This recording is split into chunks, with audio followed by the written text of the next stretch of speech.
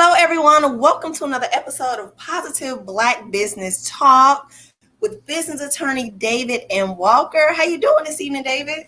I'm excellent as usual. Yes, I love it. I know you always got so many wonderful things going on. So we are going to go ahead and get started today. Everyone, we're going to be talking about networking and the importance of networking as an entrepreneur. And so we actually have a special guest with us today who'll be joining the conversation as well. So stay tuned. We'll be right back.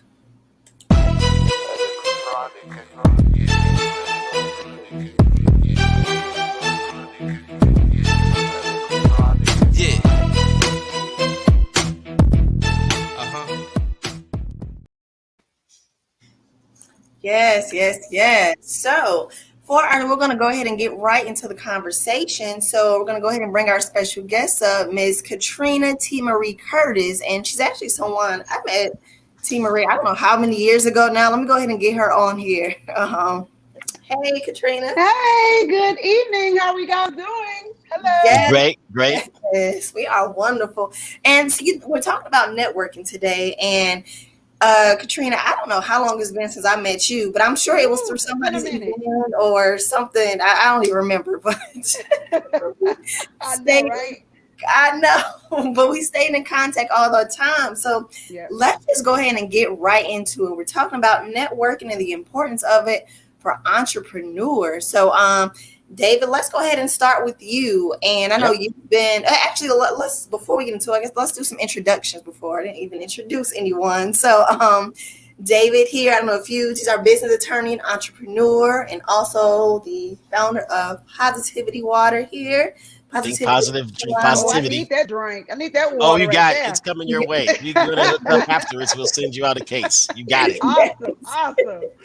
Yes. And then T. Marie is an entrepreneur. She just came out with her Moscato company, Tasty Wine. Oh, yeah. We got to do some bartering here. Listen. This is some good stuff. I got to learn how to spin. This is really, really good. So we'll talk about that later. But yes, this is my new baby. Oh, great. I can't wait. Wait. Yes. So let's start with you, David, because you've been an entrepreneur and a business attorney for years now. So how has networking really helped you out in your business?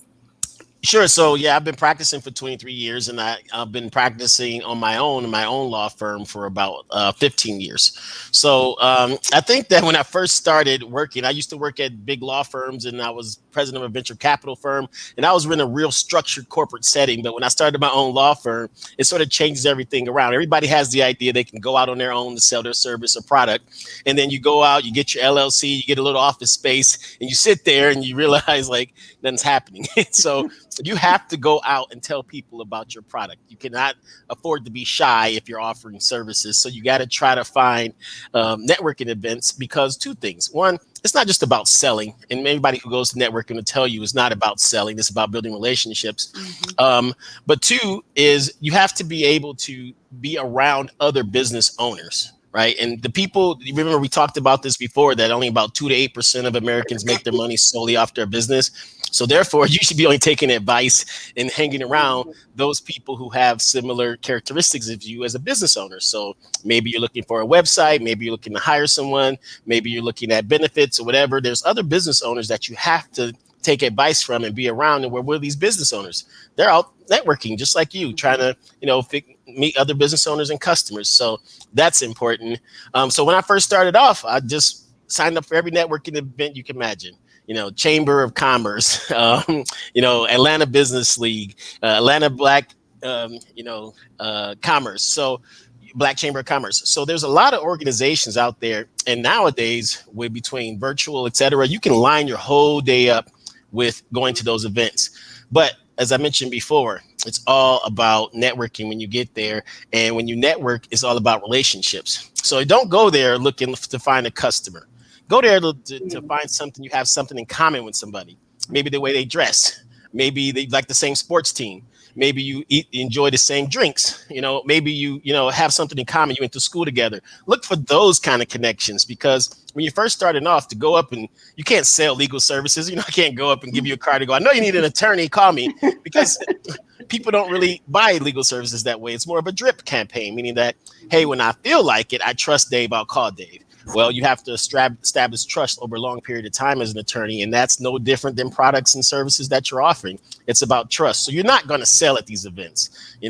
Some people go and set up booths and things of that nature. That's a different model. But if you truly go into a networking event, you should be open to learning something. You should be gathering ideas, and you should be giving away ideas, not business cards to sell things, not trying to get clients, because it's a turnoff. Some people are just there to kind of get to know you, and they don't really know your product. No one wants to be sold to a commercial. So I see people going around just collecting business cards and giving them out, and I can guarantee you nothing happens from that. But so pick one or two people from each networking event. I used to have a motto of meeting one person at a networking event. Only one. They meet hundreds, but I'm going to go there to find one person, and I'm going to talk to them as much as I can for the night, because trying to get all of them is going to be overwhelming. Now, here's the secret. How do you find that person? I usually find the person who everybody's talking to. So I get there early. So you have a networking event that starts at 7, get there at 6:45. Usually the person that knows everybody in the room is doing something to set up. Like trying to get this over here, move tables over here, get the packages ready. You can find that person, and you walk over, you go, hey, you need any help? I'm like, if you want, you can move this, move that. I'm a big fella, so everybody's always offering, you can always help with a big fella. And then they talk, oh, what do you do? Well, I'm the head of this and I'm the head of that. Okay, I'm here, I'm new here. I saw your event online or whatever. I thought I'd come by and help. And they go, oh, what do you do? Well, I'm an attorney, but I'm really here to meet people. You should meet so-and-so and so-and-so.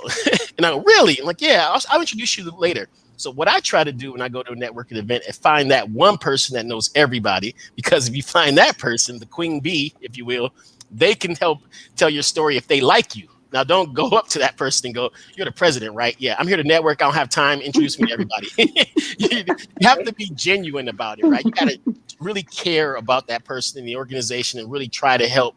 And that comes off. And if they feel like you're genuine, they'll introduce you. That way you don't have to sort through. And they'll say, oh, you know what? You should talk to Jim. You should talk to Mary. And then during the event, they go, hey, Jim, Mary, I want you to meet Dave.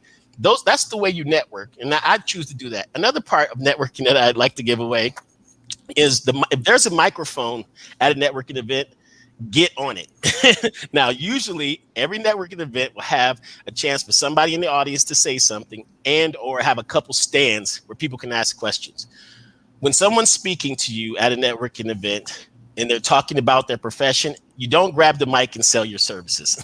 That's the wrong thing to do. Like, hey, I'm Dave, I'm an attorney. How everybody doing? If you need any legal services, call me. Right? Nobody wants to hear that.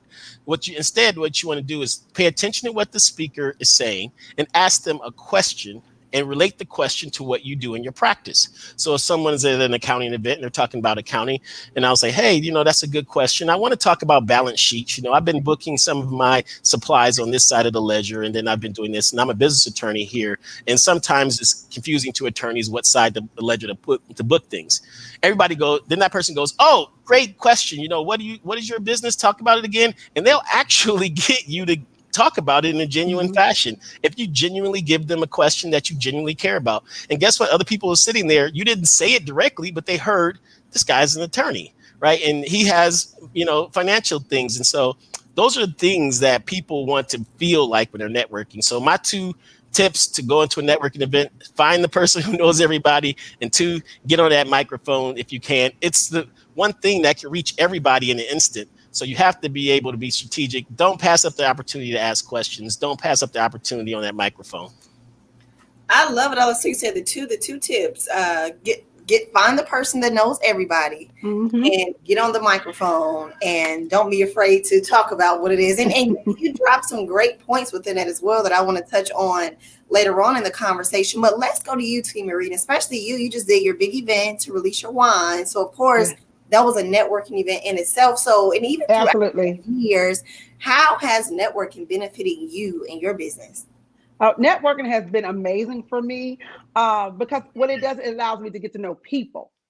And that's so important, because I realize you're selling yourself You have a product, absolutely, but when you're networking, people want to get to know you.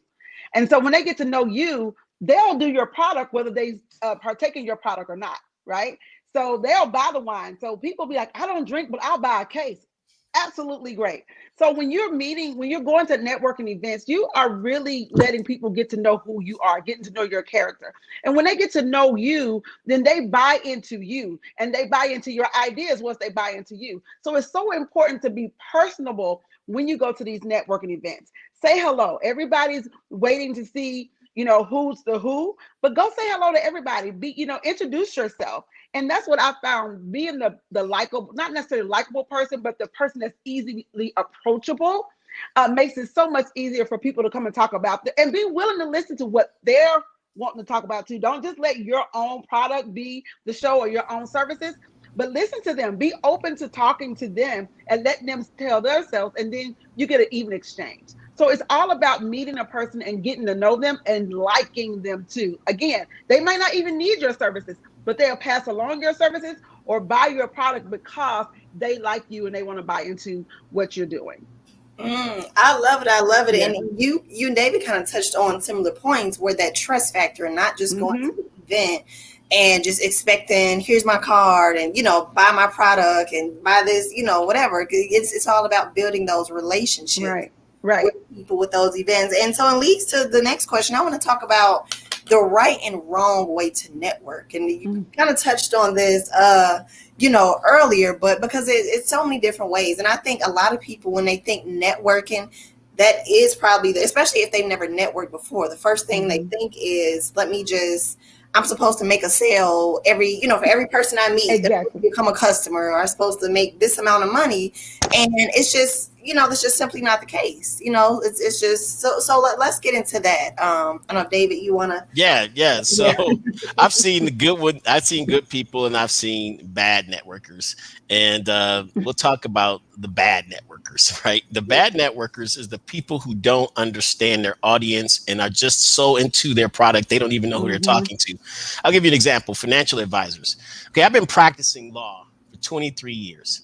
Right. And I've been at big law firms. I've been at venture capital firms. And so, anybody who's a financial advisor knows that I've probably been approached by financial advisors before, hundreds of thousands of them over time. But when someone goes like, yeah, I'm a financial advisor, I want to build a relationship with you, help you manage your money. And I'm like, I'm an attorney. Like, I'm a business attorney. I've met advisors before, but they're so caught into their routine and their speech, they're not even paying attention to the person that they're talking to. And that can be a turnoff because, like, man, you didn't even ask me my name or whatever. You just went into sale mode as if I've never met a financial advisor before. So that's the bad thing. The good thing is the people who try to help and who listen and who help. So to your point, the Tina Marie make is that, you go in, you listen to somebody and it has nothing to do with law, it has nothing to do with water or anything. And you just listen to them and you go, hey, you know what? I think I can help you. Or I want to buy some of your product or services to help it, or I want to pass it along, or I'm going to introduce you on the phone to someone.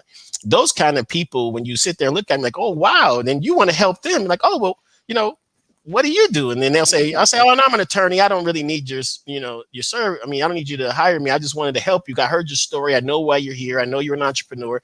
Let me introduce you to some other people. That's good networking when I see that, when people are coming to help and just to try to connect other people and do it because they want to see the connections happen.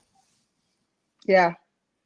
I like that. I like that a lot. I like the fact that when you're introducing somebody else to somebody else, or offering your services, that is the best way to network, to be honest, because you're not selfish. They don't see you as there as to get something. They see you as there to serve and give something. And when people see you wanting to give, then they want to give back to you. So one of the best ways to get in the door is to offer yourself, not your product, but yourself, and how you can help that person do what they need to do. And it opens the floodgate to a whole bunch of other things, introductions, opportunities, other networking events, investments. So you really, if you open the door to serve and be willing to, and not go there to win, and win that, sell your product, but to get to know everybody else's product, I promise you, it opens the floodgates to other opportunities. I love it. Add value, like you say, serve. Always add value to people, and then you'll naturally start to see the sales and everything come in. Absolutely. So now let's talk to the introverts who just, they don't like talking, they don't want to meet new friends. Let's talk to those people. And what are some words of advice that you all have for how introverts can network? I'm I'll gonna say let you this. take this. Yeah, I'll say this. I don't necessarily consider myself an introvert, so I'm not going to say I understand where they're coming from. I will say this, though. I understand the feeling of going to networking events and not getting connections. When I first started, for the first 6 months, I would do that. And sometimes you meet people, sometimes you don't. And it sort of felt like it was either never my audience, meaning that everybody else was employees and they were kind of there on behalf of their companies, or things were happening such in a way that really it wasn't going to, result in a startup business. And I represent startup businesses. And so a lot of startup business owners weren't at networking events. They're not, because they're starting up. So where are they? They're at home. They're introverts a little bit. They're trying to figure out their thing. So what I did after a while is I actually said, instead of me going to all of these networking events, I'm going to create a networking event for my audience. And so I started by offering legal services on the weekends, every Saturday from 10 to 12, free to start a business owner, called the Business Owner Movement. And every Saturday for 2 years from 10 to 12, I sat in my office, the open door policy, where people could come in and talk about their business. But I started to invite other speakers to come, and inviting other speakers to talk about tax returns, to talk about websites. And so I would host it and try to have this back and forth with a small group of people, 10 or 12. And I would invite people to come to that, startup business owners to come to that. So when I would meet people at the networking events, like, oh, what do you do? I'm like, I don't know. But I have a weekend session, the Business Owner Movement, when people come in and talk. And so instead of me chasing everybody, you create a venue where you feel comfortable. So if you're an introvert, whatever you're doing that keeps you introverted, you still have a service or product. And if you don't like going out, create a venue where people can come in, where you can feel safe and talk about it and talk to other people. You don't have to always go out, but you should create something. But a key to that is when you create something, I did it for free. There was, no charge. It was every Saturday. Saturdays would be started business owners have time because they work during the week.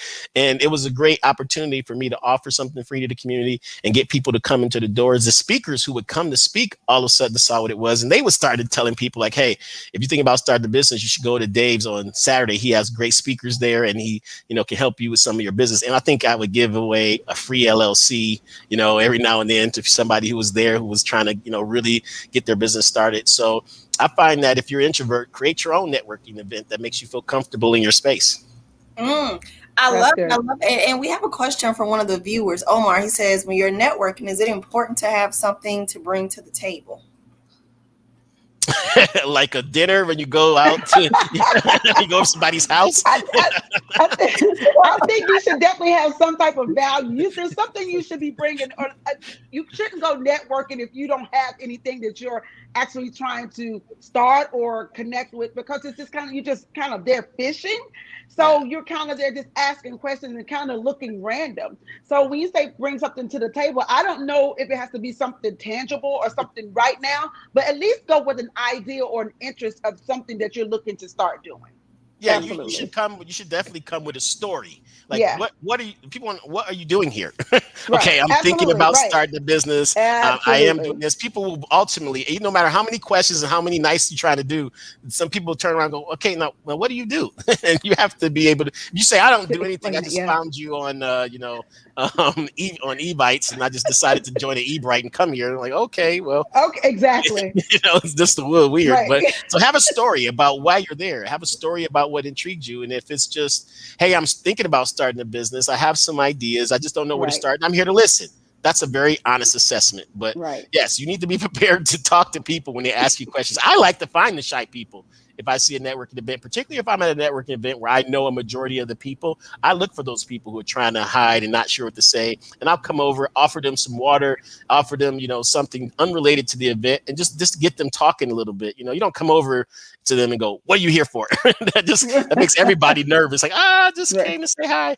This is like talking to a teenager, right? You know how you can't ask a teenager question. You just start talking about yourself, and then they'll start joining you in a minute. And same thing in networking. It's sort of like go over, ask about, hey, did you try the, cheesecake? It was good. And then just small talk with them. And then they usually start to open up. I love it. You want to add to that, T. Marie? Well, I know as I'm not an introvert, so that's very hard for me to Right. so you know to kind of,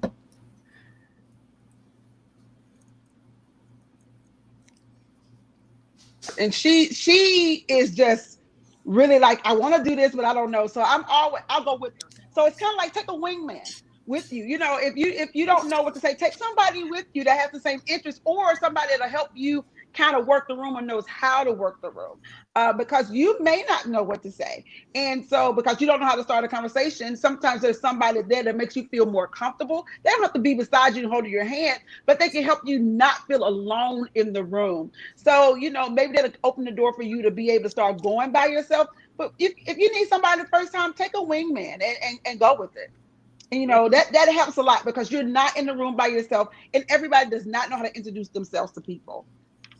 I like that, and you know that kind of leads into the next question I want to ask when we talk about introductions, because you know how it is, and I'm sure I know I've had this experience, but certain people, especially maybe when they're first starting off, or if they have a lot of different things that they do, you know, the infamous question that happens at networking events is, okay, so what do you do, right? So do you all advise that, or yeah, do you all advise that people should they kind of perfect their elevator pitch in a sense, or kind of have like this little spiel, or just kind of like what's you all's take on that? Well, my feeling is that you gotta. I mean, when you picked up the event and you went to go network, there was something inside of you that said I should go to this, right? Mm-hmm. For whatever reason, right? And so for me, there's so many things people might want to talk about when they engage me. They might want to talk about the law. They might want to talk about the bottled water business. Might want to talk about the NFL. I have 4 daughters, and they might want to talk about parenting. And so I'm always flexible to sort of talk about whatever I think piques people's interest. I don't have to force my agenda of law or any of them. I can just say this is what I do, and then some people, you know, the fact that they went to Michigan or they lived in Michigan and they want to talk about that. But if you're going to go network, you got to remember that people are going to expect to talk to you and expect you to have some responses and expect you to, you know, be able to prevent, you know, to say what your services are at some point. Now, do you have to be like a robot or a commercial? No, but you should be prepared. And if somebody says, that sounds interesting, I'd like to know more, you should be prepared to have some sort of transfer document way, like, hey, you know, connect with me on LinkedIn, or let me send you this link to my website, or hell, I'll send you an invoice. Anything. Like if somebody is prepared to go further with you into your conversation, you need to go there, even if it means, hey, let's go to my office and sign an engagement letter. I mean, you got to do whatever it takes. When people are interested and you throw that fishing line out and they ask you about your business and they start asking about pricing or how do you do this, you can't be like, okay, someone says, hey, I need some cookies for this weekend, and you sell cookies and it's Friday.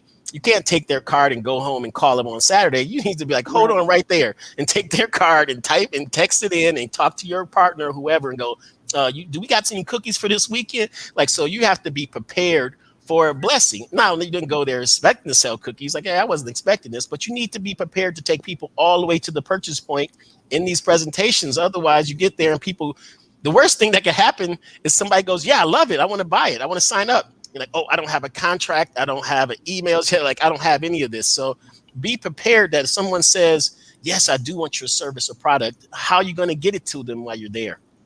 Yeah. You need to be prepared to end and you need to be prepared to begin and to end. So you need to know how to tell what it is that you do without spending a whole lot of time doing it. And you need to be able to wrap it up. And if somebody wants to get their service, to end it as well. You have to know that when you're walking in the door, that's a possibility for you to sell, get a service, get a contract, to get something. And you should know how you're coming in the door, whether you're selling or not, or going and finishing up that contract. Just like you said, I think you need to know how to be prepared, be prepared in order to wrap everything up if you need to. Definitely. And now we have a question. Omar, he says, more like, what are you going to do for me type of thing. I find that if you ask someone to take you through the exact steps to do exactly what they are doing, they are reluctant to help you. And he says, why is that? But normally because their process doesn't work for may not work for you the way it worked for them. And a step-by-step guide is not going to do anything for you, and it's not going to help you learn. It's not going to help you get familiar with what you're trying to do. So giving you a step-by-step guide for your business is not going to necessarily benefit your business. And to be honest, some people just not willing to take you through their protocol, what it took for them to get, because they feel like they've done so much work. They just don't want to give you, Yeah. Feed you. They'll give you the fish and pole the fish, but they're not going to, just feed you.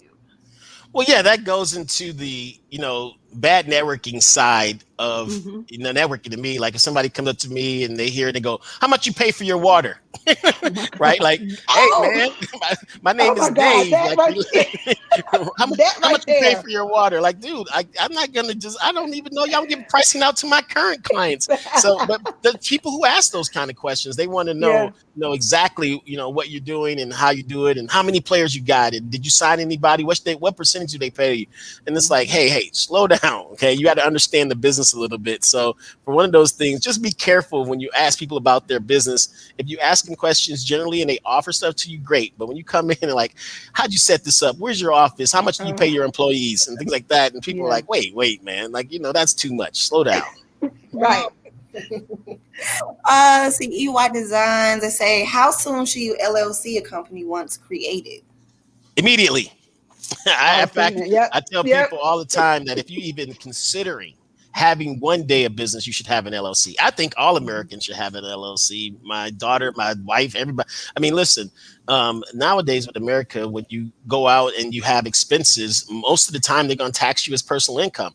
But if you have a business and you have an LLC and you use your LLC account, it can be considered a business expense. That's number one. Number two is the age of your LLC is like the birth certificate. So the sooner you form it, the better you are aged. Now, what does that mean? Well, after 2 years, you can start to get credit. After a couple years, you can start to apply for, certain federal contracts and things of that nature. So if you even think about one day, LLC is like the basic. Even if you put zeros on your tax return every year and just pay your annual fee, I tell people everyone should really have an LLC, even if you're not sure what you're going to do just in case, just like I got this LLC. I don't really use it. I just pay it every year, and you never know what's going to happen. But when it does happen, you're ready to protect yourself. So I tell people, if you're even thinking about being a business owner, form the LLC. Some people can do it themselves. Some people hire services. I do it for people. It's not my money maker. It's just something that I do for clients or, some of my clients, if they need it. About half of them come to me with their LLC is already formed, and the other half, need it formed, and they can do it themselves or hire me to do it. But it's a easy, short process to kind of get that LLC, get the tax ID number, and open up a bank account. Now you're in business. You have your $100 in your account, you got your EIN, and you got your LLC. Those are the core documents that you need to kind of get a business going. And if you're thinking about it, do that as soon as possible, and just let it sit until you come up with a product or service that makes sense. And that's your business structure. That lets people know that you're serious about your business. I mean, you're going to offer somebody something and you don't even have your business set up. I'm looking at you like you don't even have your business set up. But if you could offer something, be like, yep, I'm LLC, when you give them a contract or let them know and they can look you up, then they feel more comfortable about doing business with you. So whether you just, even if you're just starting, I agree, go ahead and do that. Because when you go start offering your services to people, once they see that, they feel better about doing business with you, and they feel like they can trust you because you've taken time out to set your business up as an actual business. That's right. See, Omar, he asks, what are some things that are absolute no-nos when networking? Oh, that's easy. Being drunk and smelling like weed. Those two things, you're probably not going to get any business, and you're probably people not going to mess with you. Other than that, oh my God, open floor after that. Yeah, after that, people don't want to deal with you, and you probably ruin some relationships forever, right? Some people used to be there drunk or stumbling around. You drank too much at the bar, and that stuff is lasting. Most of the stuff, if you stumble, you're nervous, or you stutter, people get over that, in terms of not knowing your business plan. But when you do things like overly, too much, and you're trying to party too much, and getting drunk and hanging out, that's not gonna look very good in any situation. And people remember that for bad reasons. They're like, that's that guy that, or that's that girl that. You don't want to be that person. Yeah, I love it. And he says, if you start an LLC in one state but move to another state, can you operate or transfer it?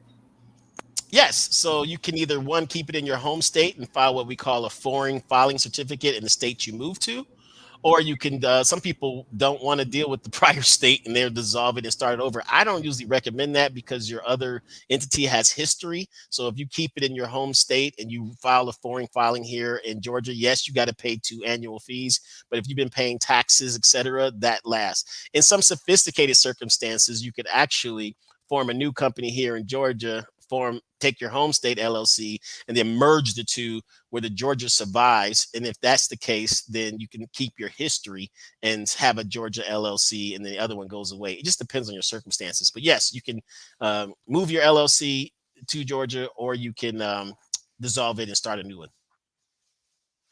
I love it. I think T Marie, she must have fell off, maybe her service, but she'll be back. But okay, and then Eric White. Okay, he says thank you. Okay, yeah. So you answer his question about the Good. LLC. All right. Everybody's getting in on that free legal advice. Come on now. $3.95 an hour is spit it out for free today. Right. So now was the time. So this has been good. So we're talking about networking. And we've covered a lot of ground. We've covered some of the no-nos of networking. We've talked about introverts.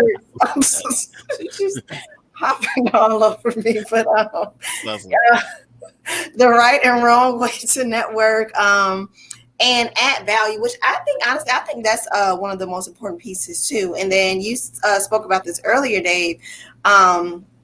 You said it's like a drip campaign when it comes to the networking piece. And so, I think that's important for people to know. We spoke on this, like when you go to these events, like you were saying, go with the intention of adding value, but not necessarily that you're going to get all these customers and make all this money from that.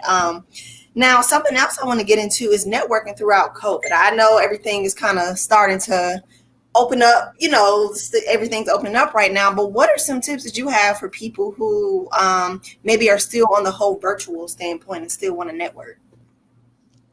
Well, I found that um, my my networking during the COVID largely dealt with people from across the aisle, meaning that I now had a chance to go into and sit into rooms that you usually don't get a chance to when you go and network in person. So what do I mean by that? Let's take the bottled water business, right? In the bottled water business, and you go out to some of these expos or you go into any sort of beverage convention, there's a lot going on, a lot of stands, but there's a lot of people like whispering and talking in the back and, meeting up and having beers and they know each other from before and things like that. And you don't really you can't kind of get into the know. You can't kind of get into the circle.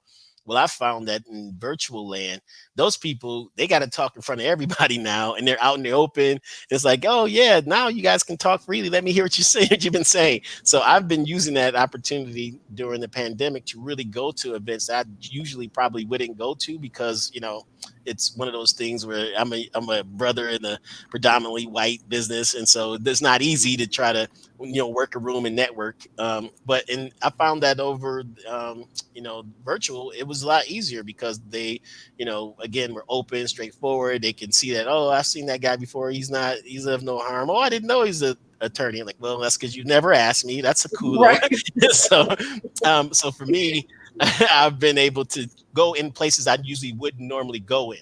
So I didn't do a lot of virtual meetings at my places I networked before. I used the chance during the pandemic to go into conventions and networks I usually don't go into in person.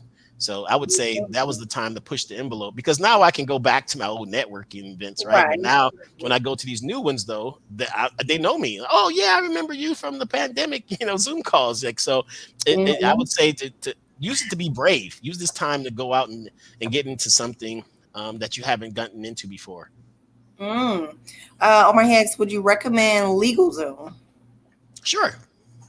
LegalZoom, Rocket Lawyer, all that stuff. I mean, look, as an attorney, people have to get their boat into the water. right? And different people get their boats into the water of business different ways. Some people have an attorney in their family. Some people know an attorney from they went to school with or something. Some people don't know any attorney. With business, there's no right way to get started. You're not going to use Rocket Lawyer and be a publicly traded company. You're not going to lose LegalZoom and be $1 million business. I mean, some people do for whatever reason. But when it comes to business, you have to really use what tools you have available to get started. Now, I will say this though, the charges that those companies charge for simple acts are actually more expensive than attorneys. So if you went to an LLC through LegalZoom, and by the time you press checkout and clicked all the things you think you needed, you're probably at $700 or $800. Wow. Well, me, I do it for $500, and you know exactly what you're getting, and it's customized. So on the smaller things, those things aren't really that helpful. They can kind of get you. So they actually send me a lot of business. I can't tell you how many times people call me like, yeah, like why'd you set up this? Like, oh, I did it on LegalZoom. I did it on Rocket Lawyer. And like they're always embarrassed. Like, I did it on Rocket Lawyer. And I'm like, no, it's okay. It's usually nothing terrible. It's things that you like, do I need to fix it? Do I need to change it? I'm like, nah, it's just a little weird, but we can work with it, So I tell people use that, LegalZoom, Legal Shield, all that stuff. Get whatever it takes to get you comfortable enough to advance your business. At some point, though, as a good business owner, you will need customized advice. But sometimes those places have forms and things you might need. I'd rather people have something than nothing. So if you got to go on LegalZoom to get a partnership agreement, that's better than nothing.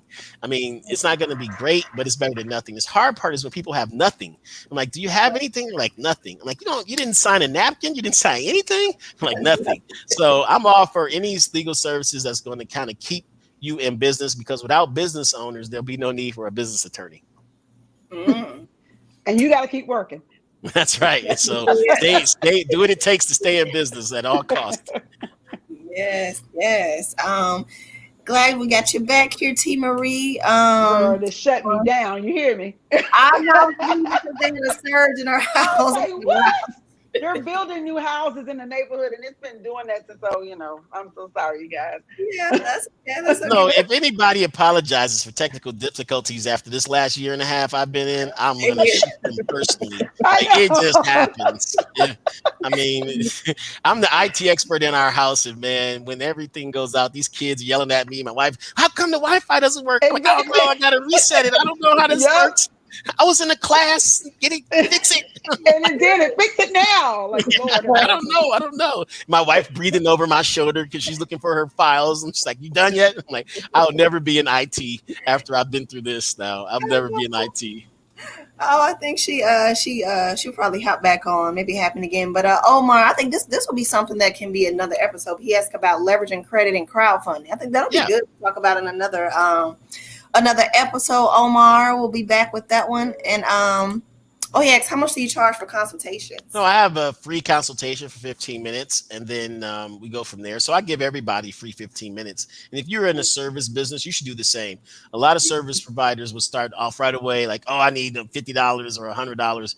And it's hard to gain people's trust when they're like, what am I paying for? So I like to give them 15 minutes. And in that 15 minutes, I treat them just like they're my real client. I don't go like spend 14 minutes talk about myself and give them 1 minute. I go, what's on your mind? And I treat them like they're my client. And then by the time the 15 minutes up, they usually feel better about themselves than they did before we started. And then they can make a decision about going forward. So yeah, I do give a 15-minute free consultation.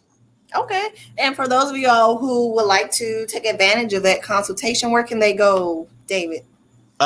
David M. Walker, ESQ.com. So my name, David M. Walker, M as in Michael, Walker, ESQ, Edward Sam Quentin. Okay. Dot com. Yep.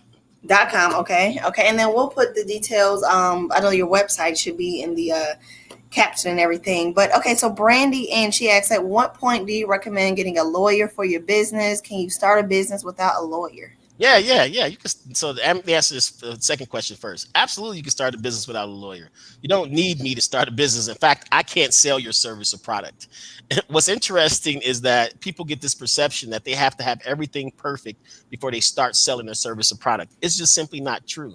even if you sold something, what are people going to sue you? You only sold two things. Like, they're not going to sue you. You're not creating any business. So it's actually like happens at the same time. It's kind of like, in your circus act and you're spinning a bunch of plates and all these plates are spinning. You just got to get them spinning. So a lot of times people won't come in until they've done $10,000 in revenue or something. Like, sometimes they don't come in until they've done a business. The hard part is when people go, I want to hire you, put you on an engagement. I go, okay, what are you doing? They're like, I haven't picked a business yet. I'm like, you gotta have a business going. So you can't be perfect either. I wanted people to stop feeling the pressure of being perfect to start their business. I think I did the math one year and it came out to $250,000 if everybody had to have things exactly right before they start to sell one thing. I'm talking about the insurances, the leases, the business license, the bonding, anything. If you had something in your business and you had to have everything before you started, you would never, no one would start a business. So what happens is you have to start your business, sell that cake or cookie, take that money, put it towards something else. Take the money, put it towards something else in your business. Now, the problem becomes when people do that, they take the money and spend it. And then they sell something, take the money and spend it. And so you don't really get any traction with your business. So in general, sell, come to whenever, come get your business started without an attorney. Yes. So the second question is, when do you hire an attorney? It's pretty much when you can't sleep at night. When, like, you laying in the bed and you're like, I just don't know. This person said this to me at lunch. I don't know if I should buy taxes. I'm scared that I didn't do this. If you have, a point in your business, if you're comfortable, you're doing things, you feel good about it, do it. I mean, do your business, do you good, stay in business. But usually somebody gets something that triggers them. So they'll get an offer for their business. Somebody will ask to invest in their business. Somebody want to partner with them in the business. Well, any of these structural things that happens, you should consider talking to a counsel, particularly if the transaction is over. Let's say it used to be $5,000 or $10,000. So if you're hiring somebody and you're going to pay them $5,000 or somebody's paying you $5,000 or $10,000, you should probably get a lawyer, because that's enough to sue. Like, then you start to talk about, those thresholds of what is going to take to sue. Now, you're hiring a contractor, you want to pay him $200. I mean, you could look at a contract. I mean, you're gonna I want to charge you $3.95 an hour to look at a contract you're paying $200 on. It doesn't really make sense. So you got to be careful of the economics. But typically, if you find yourself paying out a lot of money or receiving a lot of money, you definitely want to talk to an attorney, particularly if you're going to invest. That's where I see the biggest mistake is people, oh, my cousin or my boy, or I'm giving them 20,000, or we're going to flip this house, and they give them the money. And then when they come to me after they get paid, and I'm not a bad news attorney, so I got to send them to the litigators. And I'm like, hey, we should have at least talked beforehand so that I can kind of make sure you're protected. So if you do have to go after them, they'll know, like, oh, this person has an attorney. I don't want to mess around. I'm not going to. But if they think like, oh, yeah, I'll write the check, you're going to always get screwed over that way 100% of the time. When people get money that easily from you, they're not paying you back. So a little bit of having an attorney is letting them know, like, listen, I love you, I trust you, but Dave's going to send you the paperwork. And that's kind of like gets to know, like, all right, well, let me think about, I want to take this money now, because they know that I'm going to be around if something happens. So I think that thresholds of money, and really when you can't sleep at night, is when you should get an attorney. I love it. I love it. Oh, Jay Martin, he asks, can you work with someone in another state? Because you're here in Atlanta. So can you, how does that work if someone wants to? So I am licensed by the Georgia bar, and I'm licensed by the Michigan bar. And so technically I have to deal with the businesses that are in the state and the business owners in the state. But that's a loose interpretation. So sometimes I'll have a business owner that is here in Michigan, but they're doing a deal in Illinois. So I can still represent them. So, but the question becomes, well, can I go out and solicit clients in other states? No, I can't, like, go to Illinois or go to West Virginia, like, hey, I'm an attorney, you should hire me. But it said there's something called a nexus. And if the person has a nexus to Georgia or nexus to Michigan, then I can represent them. I can always give advice, like free advice, like a regular person, to anybody, right? Like, this is not legal, and all your disclaimers. This is not a law firm, and anything I said in here is not considered to be legal services, and you should always advise your legal counsel, right? So, but you can give advice, but in terms of the 15-minute consultation, sure. I mean, if people want to call me for a 15-minute consult just to sort of hear high level what they should do, even if they don't engage me here in Georgia, I don't mind doing that. I do that for friends and family. Like, man, I'm not going to sign an engagement letter and have you pay a retainer if you're not in Georgia. But if you just kind of say, hey, I'm thinking of this, I'll say, hey, in your state, this is what you should be looking for, and these are the things you consider. And again, it's not a legal consultation until you engage me. So I freely offer advice where I can. I love keeping people in business. I mean, I really do enjoy that process of watching people kind of stumble in, not what know what they're doing, and then building confidence over time. It's just a great feeling. It's great to watch them, and it's great to watch them grow their business. They think that their business is in my hands, but when I quickly handle all their legal stuff, they realize like, wow, this business is really up to me. Like, yes, at the end of the day, your business is up to you. I give people free phone calls who are on retainer. And you think that people are going to call me every day, all day. They don't, because we're in business. They call me when something happens. But at the end of the day, you got to run your business. And talking to me on the phone isn't going to help you run your business. So like, you can call me if you want to, but I don't know how to sell those widgets or that service. Right. I love it. I love it. So if someone, just to kind of recap everything that you just said, so if someone is, you're licensed in the state of Georgia and Michigan, so if someone is doing business in those states, you can help them, but just not outside of the, but you can still do the consultations with anybody. Correct. You can't do any Correct. type of formal contract. Okay. All Yes. right. You got it. All right. And then one more time for everyone, your email address. Was it David? No, the website has the meeting. So you can go to David M. Walker ESQ, David M. Walker ESQ.com. And then you go on there and under schedule a meeting, you'll see options to um, book a 15-minute consultation. Okay, I'm typing it in here. David M. Walker, ESQ.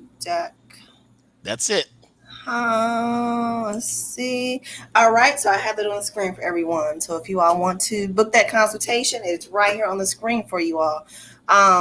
So this has been good. It's been a great conversation. I know we started out talking about networking, but this is it's been a good transition to kind of get into everything. And I know something you touched on a few seconds ago too. I think you were addressing Brandy's question, but you were talking about the expenses as far as and I think maybe though we'll save that for a separate conversation, but or if you want to touch on it a little bit here, but mixing the personal with the Yeah. business account and how Yeah, that.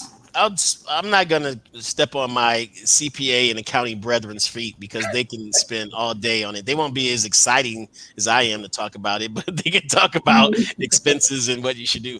In general, this is the real sort of dichotomy that gets into the business owner's head. So I go out, I form an LLC, I get an LLC bank account, and I have an LLC debit card. And then I have my debit card for me personally. The worst thing you can do is take the business debit card and start buying personal stuff on it, right? Mhm. Going out to the grocery store, buying stuff, and people have that habit. They got money in their business account and they buy personal stuff. That's going to cause you a lot of problems. A lot of problems with the IRS. It's going to cause you problems with your taxes, and it's going to put your ability not to be sued personally in jeopardy. So you're doing what we call commingling funds.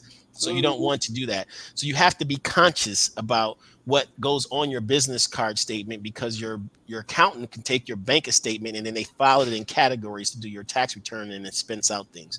So you have to be very conscious about whether you're buying something is going to be for your business or yourself personally. So if you go to grocery store and say, oh, okay, I need some light bulbs for the office, but I need some chips for myself. You need to separately on a conveyor belt, just like you used to do as a kid with your friends, like, no, this is mine and use this card for this. And then this is there. Same thing in your business. You got to be conscious on everything in that basket. What is truly for the business that you can justify if an auditor came in and said, what was these light bulbs for? Like, oh, that's for my business. And then put your chips and your candy on your personal card and separate them out. A lot of people don't want to do that.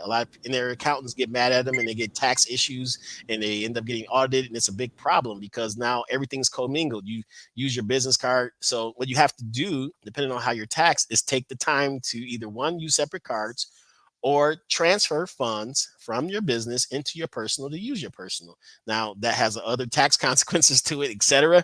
But as that's better than just swiping your business card. I mean, I can't tell you how many stories of business owners swiping their card and you see dinners and Gucci and whatever else in their business card. I'm like, you're gonna get in trouble, dude or gal. You're like, Yeah. don't do that. Don't use your business card like it's a personal credit card. Now, some people have a question about cars. There's a lot of question about cars. Should you put your car into your business? The legal answer is if your business uses the car, then yes. So when you see cars wrapped, when I always see these cars wrapped in their things, I'm thinking they're getting audited because what happens is the auditor comes in and they go, oh, you've been paying for these cars. Let's see these cars. And they go to the car and it has all your personal belongings, and you drive and like, okay, tell me exactly how this car is used in this business. Well, I drive it to and from work. That's not enough. But in the case of our water, if you got a van and you're wrapping it and you have your bottled water in it, etc. So sometimes people, if they get audited, they'll take their car and get it wrapped before the auditor comes to show, like, oh no, that car expense that I had, that's my business. So put the wrap on the business around the car, and I'm like, okay, you was getting audited. You didn't want any trouble. I love it. I love it. We got T Marie back with us. I hope for the rest of the show. I'm hoping it's okay. It's okay. Lord, help me. Let's talk about that wine. Let's talk about that wine before she goes out, because I want to hear about that wine. I'm going to have about 3 glasses. Looks as if we don't get this together. Oh my God. But yeah, this is my wine. It is Tasty Moscato, and it is 15% by volume. So let me start there. Okay. Yeah, it is crafted. It is crafted by a Black woman, so it's custom crafted. It has its own recipe. The lady is out of Texas. Her name is Signature Sips, and she crafts wines.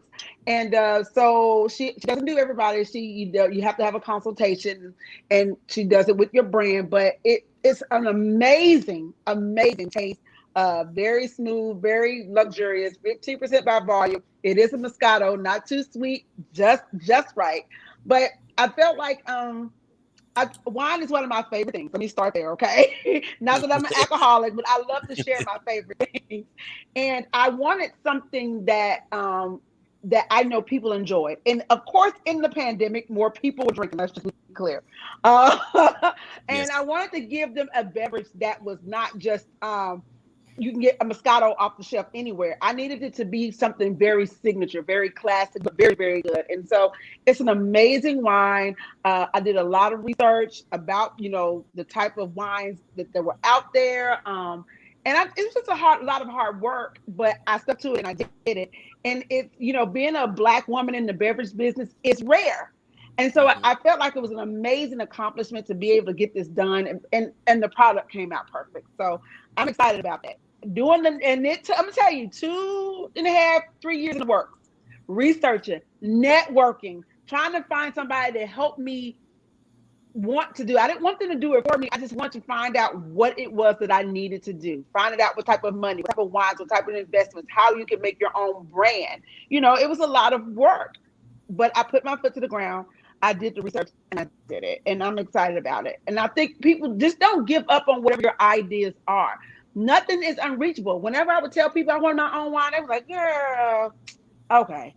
And I was like, I'm obviously talking to the wrong group of people here. That's right.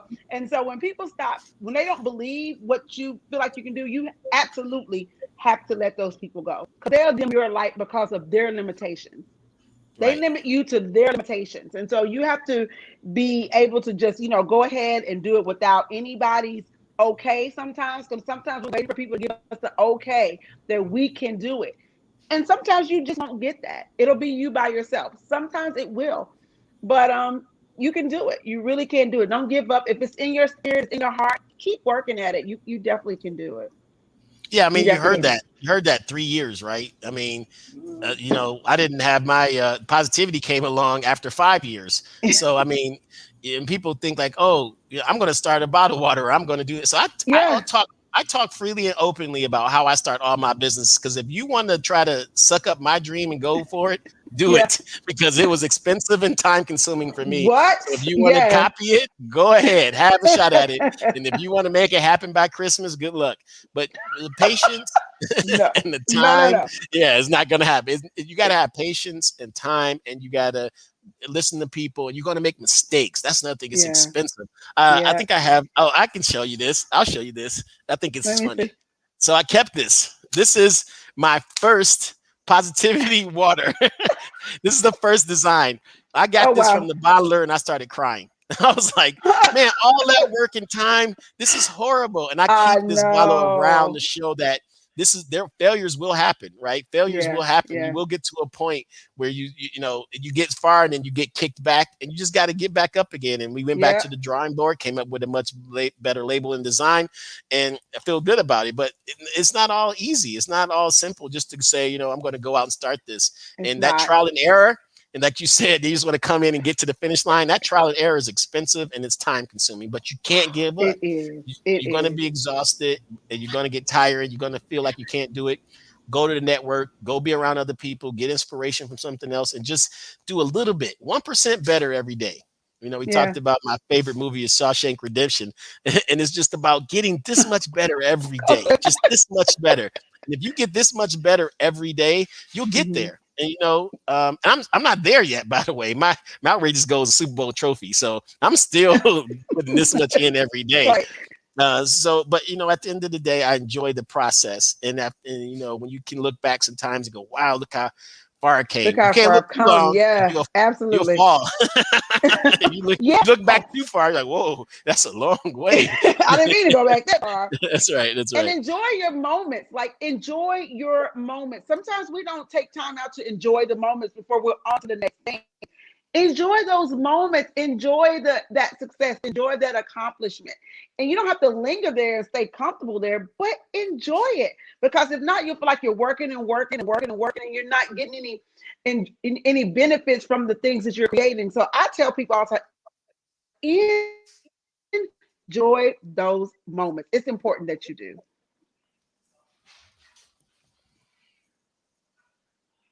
I love it. I love it. Well, this has been a great conversation. So we get ready to go ahead and wrap things up. Dave, do you have any final words that you want to leave us with? No, well, first of all, T-Marie, I need to get your website or come by and pick up some or something, because I'm thirsty now. Put the wine all in my face. Tell me how. Where are you? I can meet you. I can get in the car and meet you right now. I'm telling you. Yes, Shoot me a text afterwards, and I was telling you, I'll come meet you, because anytime they want to taste it, I'm like, where you at? Yes. I'll cash app you. I don't care. We'll work it out. Okay. Awesome. Speak of that. What's the website? Where can everybody else go get the wine from? So it's my website is All Things Beautiful. That is my candles, my hair, my wine. So that's where it is on Shopify. My link is everywhere on my website, on my page, on my Facebook. There's a Facebook page you can go. But it's on all my social media. Right now, we're working on distributing. I have 3 meetings next week about people who want to carry in their places of business. So I'm really working hard, because I realize there's things you need to do. I'll actually have the distributor and all this good stuff. I'm like, But we can talk about that. I know. That would be great, So, but right now you can get it on the website, All Things Beautiful, on Shopify. And if you Google it, it'll pop up too. So, if you can't just pop up, go to my page, my Facebook page, or go to Tasty Moscato Facebook page or Instagram, and the link is right there. It's okay, there. I'm in Midtown, by the way. Hey, I'm in Fairburn. I don't care. I'm there. Hey, I'm there. I love it. I love it. So it's Tasty Moscato. Tasty Moscato. And what's the website again? Let me type it in. All things beautiful. See if it'll pop up. It's here. Allthingsbeautiful.com. Oh shoot, because it's spelled. See, this is why you have to because beautiful is spelled with my brand, so it's BeauteeFul. Oh, okay. I was gonna type it in the chat so they can All Things Beautiful. Okay. I will shoot to the link, but all of my electronic stuff is just like, don't be me. Okay, good. I got you. Well, I love it. So we got the wine, we got the positivity, the alkaline water. I love it. Yes. I love it. So hoping all the viewers, you all enjoyed the show. You all have any other final words before we wrap up? Anything? Always be prepared. That's my whole thing. Always be prepared. If nothing else, always be prepared. Okay. Yep, and I would say attack each day with enthusiasm unknown to mankind. I love it. All right. Well, this has been a great show. I had a great time talking with you all this evening, and we do this every Thursday night at 7 p.m. Eastern Standard Time. So if you all have any additional questions, feel free to drop them. This will be posted once we're done, so drop them in the comments, and we will have all the links to everyone posted as well. And we'll see you all next time. Y'all have a great night. Thanks for having me. Bye. Thank you. Bye.